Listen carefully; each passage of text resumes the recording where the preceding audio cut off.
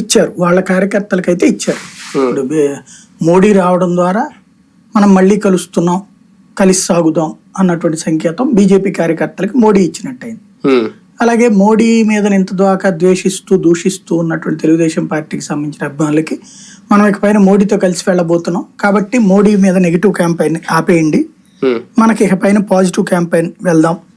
అట్లాగే ఆయన ద్వారానే రాష్ట్రం అభివృద్ధి చెందుతుందని జనానికి బలంగా చెప్పాల్సిన అవసరం ఉందన్న సంకేతం తెలుగుదేశం ఇచ్చింది. అలాగే వీళ్ళిద్దరినీ కలిపేటటువంటి కీలకమైన పాత్ర నేను పోషించాను కాబట్టి జనసేన అనేటువంటిది ఏదో ఇచ్చిన 20 తీసుకున్న 10 తీసుకున్న ఉండేటువంటి బచ్చా సంస్థ కాదు,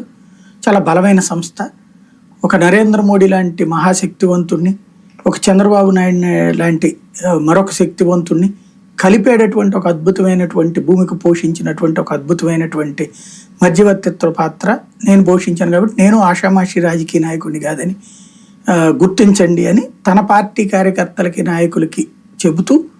అదే సందర్భంలో వాళ్ళకి మీరందరూ ఇప్పుడు గెలిపించి 21కి 21 గెలిపించి తీసుకొస్తే తర్వాత ఇప్పుడు ఎట్లా వీళ్ళని కలపడంలో నేను ఎంత బాగా బార్గెనింగ్ చేశాను, రేపు పొద్దున మన పార్టీని అలా పైకి తీసుకెళ్లేటువంటి వ్యూహం నేను రూపొందిస్తాను కాబట్టి నన్ను నమ్మండి, తద్వారా ఇదే మనం గెలిస్తే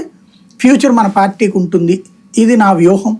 అనేది గుర్తించండి అన్నటువంటిది పవన్ కళ్యాణ్ ఇచ్చిన సంకేతం. కలిస్తే గెలుస్తాం